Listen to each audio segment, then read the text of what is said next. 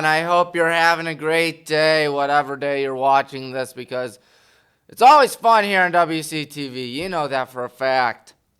But anyways, time to talk about the Cleveland Guardians in episode number 283, because that's what's going on.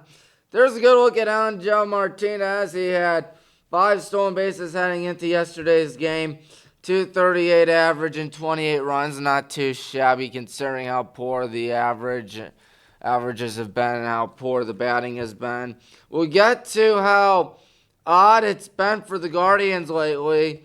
But anyways, Jose Ramirez leads with a 299 average, 24 stolen bases, and I believe 17 home runs. And he's got at least an 867 OPS. Cal Manzardo is a home run or nothing, dude, because he has 55 hits, 13 of them long balls, and he struck out a massive 73 times.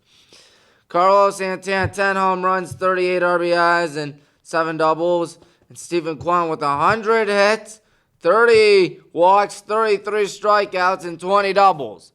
Enough said, we got to get going. Guardians against the Tigers was quite bad because they got swept in 3. And it led to a 10-game losing streak. But don't worry, things eventually got on the mend, as you'll see eventually. But Jose Ramirez, he's been on fire lately. He had a home run in Game 1. Slade Ciccone, 6 innings, 2 home runs allowed in Game 1. They proved to be the difference maker. And then Spencer Torkelson had a home run in Game 2. The only means of scoring, I believe, in that game. Yes, because Casey Mize went 7 shutout in Game 2. And then in Game 3, Tarek Skubal did the same thing, 7 shutout. And then the Guardians were 1 strike away. As you see, Jose Ramirez launch one out of here. Nothing new for the superstar. But anyways, they gave up the tying run on a pass ball by Bo Naylor, and then the Tigers exploded in the 10th inning by scoring 6 runs. But don't worry, things got better because somehow, in some odd way or whatnot, the Guardians swept Houston. I don't know how that happened, but it did happen. And hey, I'm not going to complain. I'm not going to complain. Jose Ramirez launched a 3-run bomb in Game 1. That's always a good thing. And then hit a home run in Game 2 that you just saw right there over Hunter Brown. And then Angel Martinez had a grand slam in Game 2 in the 10th inning with 2 outs. Just had enough juice to clear the Crawford box. Is at Dakin Park, which is what it's called nowadays. It used to be called Minute Maid Park, but they changed the name because money. But yeah, Martinez hit a home run in that game and then followed up with another home run in Game 3. Alrighty, how about that? He did it, and then Jose Ramirez followed him up with a home run in the next at-bat in the 1st inning. My goodness, things are looking upward for the Guardians. They swept Houston, for heaven's sake. And Slade Ciccone had 7 solid innings where he only gave up 2 runs on 5 hits, and then Paul Sewald got the save. How about that?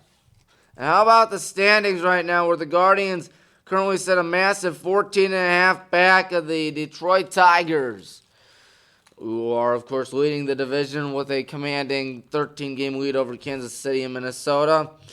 They are 4.5 back of that 3rd wildcard seed between a tie between Seattle and Boston.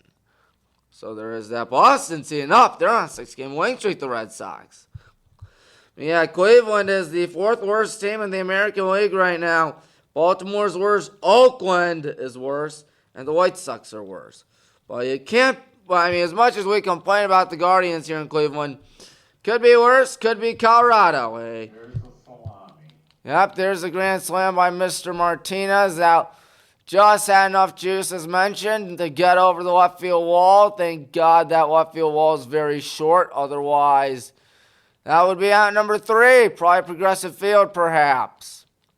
But anyways, Colorado sits at a horrible 21-72 record. They are on pace for, let's look, .226 times 162. 37 wins. That's worse than the White Sox, folks. That's worse. But anyways, enough on the MLB. We got to talk about some high school football. We got 43 days to go till it's time for high school football, ladies and gentlemen.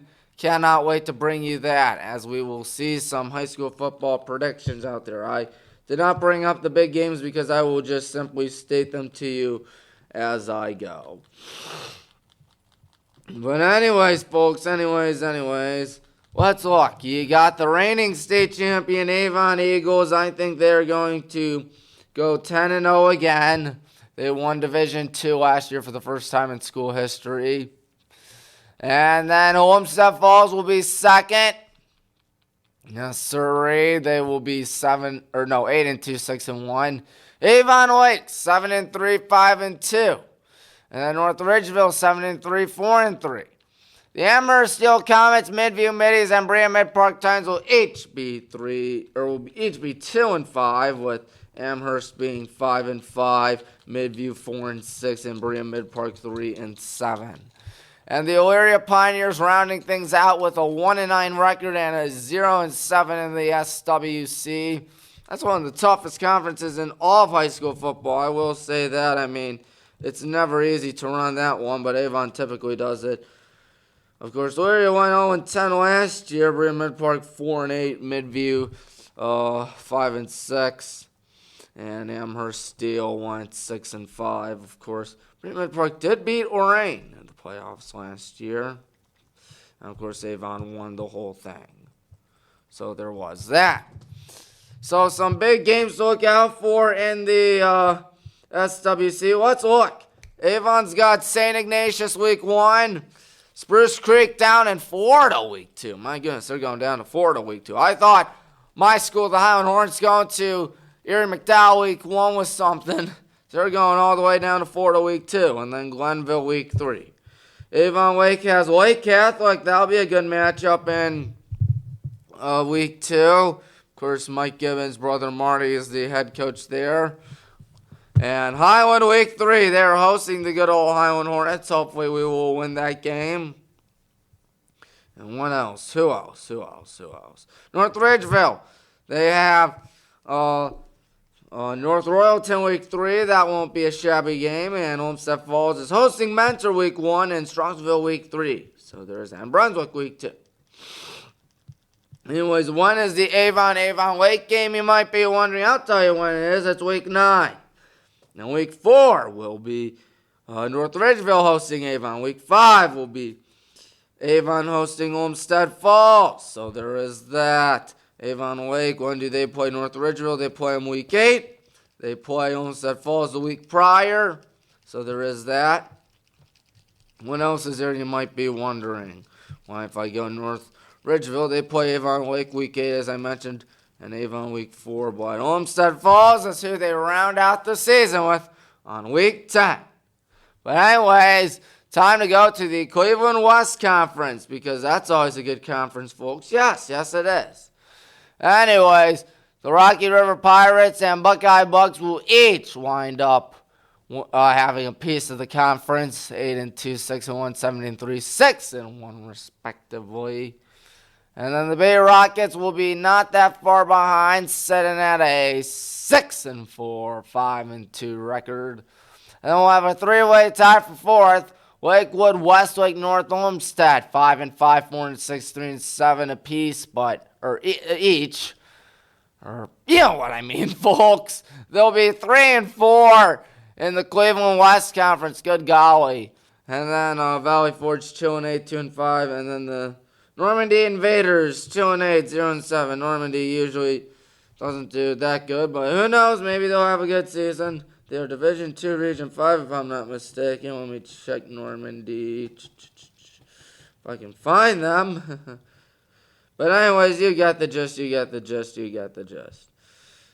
to look at some of the big games eventually. Sorry, folks, just trying to find where Normandy is. They are Division 1, actually. They lost bad to McKinley in the playoffs last year, 49-7. So there is that. And, of course, we do know one thing. The high school football playoffs will no longer be 16 teams in a region. It will be 12. I repeat, 12 teams. Goodness. Yeah. I mean, as fun as it is to be the top 4 seed and beat the lights out of the 13, 16 seed, trust me, as a Highland Hornet, we've seen that a lot. I mean, you do feel sorry for those schools. I mean, they're just getting steamrolled, shellacked. It's just a tail kicking. My goodness. Oh, ye gods is right. It's really bad. But anyways, what will happen, I think I mentioned this before, but in case you haven't heard, here's what it is. 1 gets off, 2 gets off, 3 gets off, 4 gets off. I'm pretty sure we all know that by now. 5 plays 12, winner gets 4. 6 plays 11, winner gets 3. 7 plays 10, winner gets, no. Well, yes, 7 gets 10, winner plays 2. And 8 plays 9, winner gets 1. No reseeding, folks. No reseeding. But anyways, 43 days till high school football. Cannot wait to bring you it. I've covered so many schools right now. By so many, I mean only 6 conferences. 1 in 1 league in the Suburban League, but you get the gist. We've covered the American National Conference there. Greater Cleveland Conference, Federal League, Southwestern Conference, and the Cleveland West Conference. Well, folks, I hope you're enjoying today because I was talking to Mr. Bailey, the athletic director, yesterday, and it was really fun because what happened was we came up with some good ideas for some songs to play for the games. I cannot wait to bring you them. I would tell you what they are, but I don't want to spoil it. I don't want to give away the home field advantage. Because this is going to be a home field advantage, ladies and gentlemen. You just know that for a fact. But looking at it, yep, it's for the DJ is the songs to play. They're all clean. Don't worry. They have to be clean, as we all know by now. Because that's just how it works when it comes to high school football and playing them over the loudspeakers. I really think Casey Miser's going to win Mr. Football. If he doesn't win Mr. Football, then make me rather sad, but who knows what's going to happen. I think that Mr. Miser can do it. He does a good job, as we all know by now. Will he do it is the question. That'll be an answer that we'll find out in December.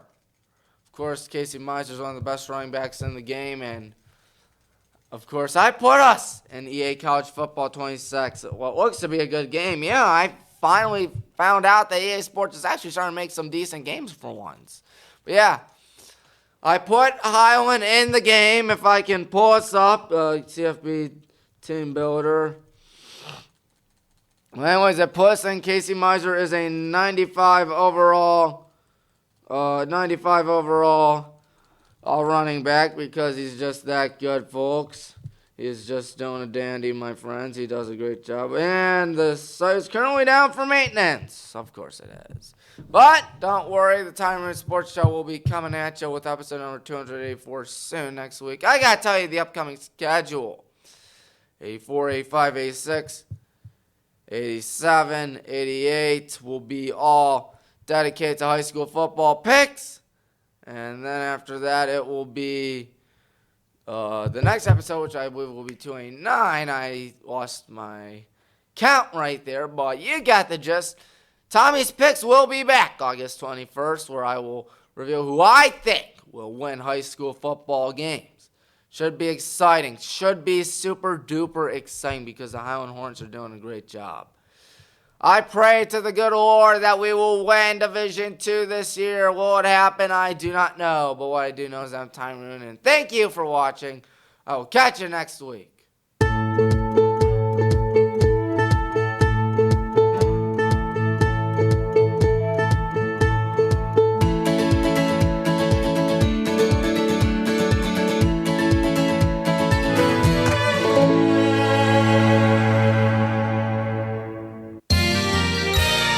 You are watching WCTV, Wadsworth Community Television.